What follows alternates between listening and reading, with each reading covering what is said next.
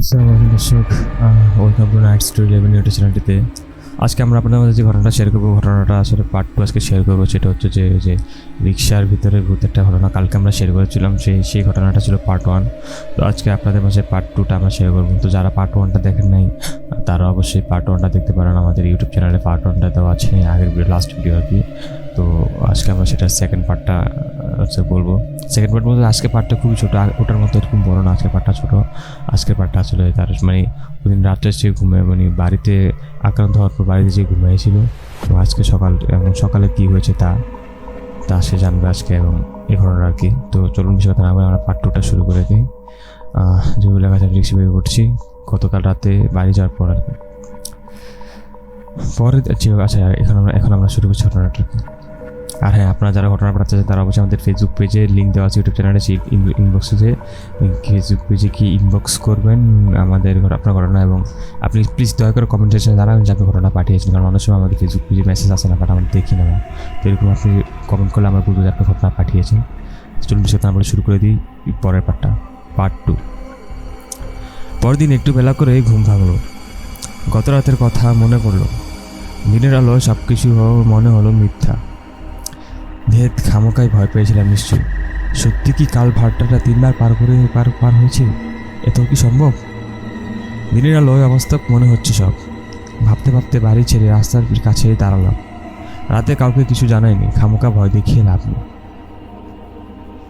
রাস্তায় পাঞ্জাবি পরে টুপি মাথায় চাচাকে দেখে অবাক হলাম। বললাম, কি হয়েছে, কোথায় যাচ্ছেন?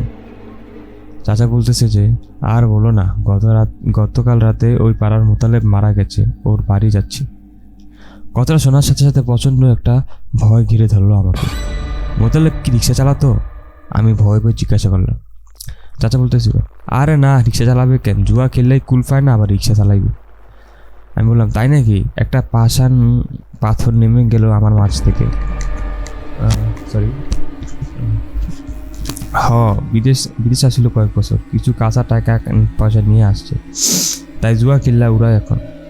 তা হঠাৎ মরে গেল যে? আমি জিজ্ঞেস করলাম। আর বলিস না, গতকাল নাকি রাত 12টার দিকে জুয়া কিল্লা বাড়ি যাইতেছিল বাস যোগ দিয়া। ভূতে ধরেছিল কিনা কে জানে, বাড়ি গিয়ে জ্ঞান হারাইয়া ফিরে যায়, তারপর আর ওঠে না। কথাটা কানের যেতে আমি পৃথিবী তুলে উঠলো। সেই লোক নয়তো টর্চের তীব্র আলো যে চক্র করে আমাদের উদ্ধার করেছিল গত রাতে? কি সেই চক্রে পরে মারা গেল? দিনের আলোয় আমি আবার চারিদিকে অন্ধকার দেখতে শুরু করলাম। চাচাকে আর কিছু জিজ্ঞাসা করার সাহস পেলাম। আচ্ছা, এই বলে তিনটা ঘটনাটা শেষ করে আমি বলেছিলাম আজকে ঘটনাটা খুব ছোটো হয়েছিল। কালকে পার্ট 1টা আমরা রিলিজ করেছিলাম, পার্ট 1টা অনেক বড় ছিল আর কি। পার্ট 2টা আমরা আজকে শেয়ার করলাম। আসলে ওই লোকটা মারা গেছে। আসলে আমাদের পার্ট 1-এ আপনারা শুনলে বুঝবেন যে পার্ট 1-এ বলা হয়েছিল যে একটা লোক আর কি দূর থেকে টর্চ লাইট আর কি ইউজ করে ওনাকে বাঁচিয়েছিল। টর্চ লাইট মারা ফেলে ওনার বাঁচছে। আসলে উনি টর্চ লাইটটা মারছে ঠিকই, বাট উনি ওই কপালে পড়েছে আর কি, মানে ওনাকে অ্যাটাক করা হয় আর কি, তো উনি মারা যায়। তো এই বলতে ঘটনা শেষ করা আর কি।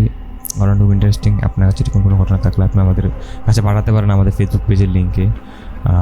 তো আজকে একটু পর্যন্তই। দয়া করে সবাই আমার চ্যানেলটি সাবস্ক্রাইব করবেন, কারণ আমাদের একটু বেশি মোটিভেশন দরকার হয়। তো দেখা হবে নতুন একটা ভিডিওতে। সবাই ভালো থাকবেন, সুস্থ থাকবেন। আসসালামু আলাইকুম।